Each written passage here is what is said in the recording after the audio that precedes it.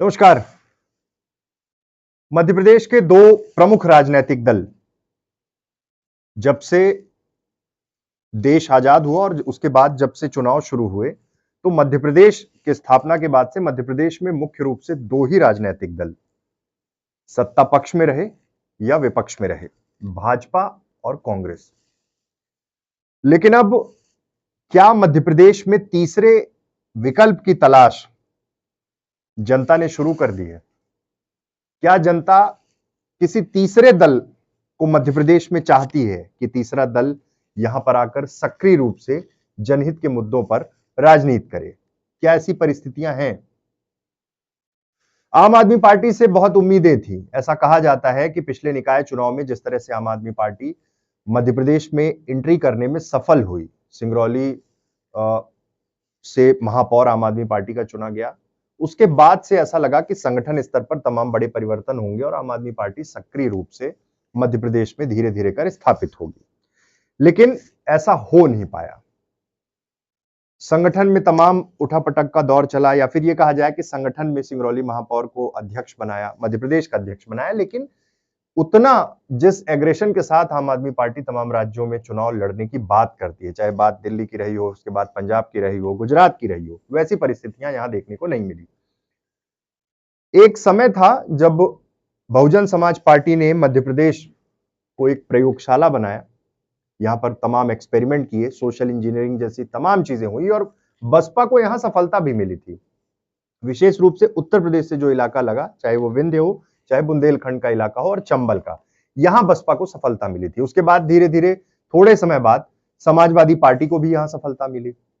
Samajwadi party में तमाम BJP और कांग्रेस से अलग होकर नेता सपा ज्वाइन किए। बसपा में भी यही परिस्थितियां थी और उन्हें सफलता मिली, लेकिन कोई लंबी रेस का घोड़ा नहीं बन पाया, लंबे समय तक नहीं दौड़ पाया। देर सबेर बसपा के लोग कांग्रेस में या बसपा के लोग भाजपा में, सपा के लोग सपा छोड़कर भाजपा में या कांग्रेस में, ये दौर चलना मध्य प्रदेश में शुरू हो गया।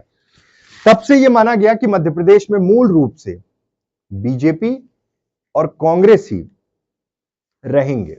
आगे क्या परिस्थितियां होंगी इस पर कहना जल्दबाजी होगी, लेकिन अब फिर से एक बार मध्य प्रदेश की परिस्थितियां, जिस तरह से तमाम राजनीतिक दल मध्य प्रदेश में अपनी सियासी जमीन ढूंढ रहे हैं। मध्य प्रदेश से भी कुछ राजनीतिक दलों का उदय हुआ, वास्तविक भारत पार्टी। बसपा फिर से एक बार अपनी खोई हुई जमीन को तलाश रही है। समाजवादी पार्टी कोशिश कर रही है कि कुछ विधायक यहां से भी निकलकर सामने आए मध्य प्रदेश में। आम आदमी पार्टी की कोशिश है कि ज्यादा से ज्यादा सीटों पर मजबूती से चुनाव लड़ा जाए और कुछ संख्या बल हमारे साथ भी आ जाए। अब बीआरएस, तेलंगाना का यह राजनीतिक दल यहां पर सक्रिय हो रहा है। पिछले दिनों पूर्व सांसद, रीवा के पूर्व सांसद बुद्धसेन पटेल बीआरएस, भारत राष्ट्र समिति में ज्वाइनिंग की। तमाम उनके साथ कुछ अन्य लोग भी गए और उन्होंने पिछले दिनों प्रेस कॉन्फ्रेंस में कहा कि कई पूर्व विधायक, पूर्व महापौर प्रत्याशी, पूर्व जिला पंचायत सदस्य, वर्तमान जिला पंचायत सदस्य जैसे तमाम लोगों का जिक्र किया और कहा कि वो भारत राष्ट्र समिति ज्वाइन करेंगे और मजबूती के साथ मध्य प्रदेश में चुनाव लड़ने जा रही है ये पार्टी। कितना असर हो पाएगा ये तो वक्त बताएगा, लेकिन अभी मध्य प्रदेश की पूरी राजनीति, या फिर यह कहा जाए कि मतदाता यहां का किसी भी तरह से इस परिस्थिति में नहीं है कि खंडित जनादेश या फिर ये जो फाइट है पूरा वो कई दलों में बंट जाए। उसकी कोशिश में है कि अगर सरकार बन रही तो किसी एक पार्टी की सरकार बने, क्योंकि अमूमन यह देखा गया है कि चाहे यहां आंदोलन हो, चाहे राजनीतिक दलों की एंट्री हो, 4 साल जब जनहित के मुद्दों पर लड़ने की बात आती है तब कोई राजनीतिक दल नहीं दिखता। सिर्फ उम्मीद रहती है विपक्ष में अगर भाजपा है या विपक्ष में कांग्रेस है तो उससे।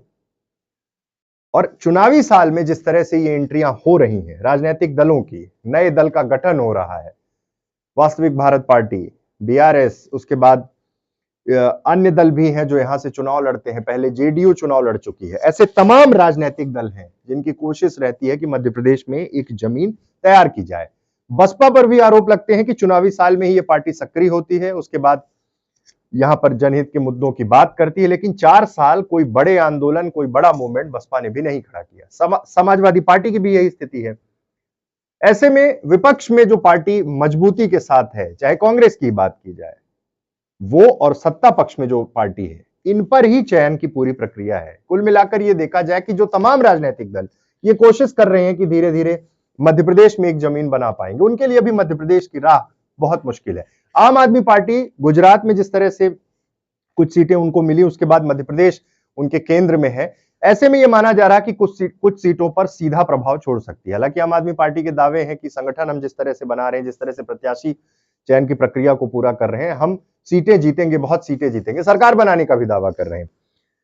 सवाल यह है कि जिस तरह से ये पूरा समीकरण बनता है, बीजेपी से नाराज किसी अन्य दल में जाकर चुनाव लड़ रहे हैं, बसपा जिनका कांग्रेस में टिकट नहीं हुआ, उनकी पहली चॉइस अब आम आदमी पार्टी है, second choice Bahujan Samaj party है।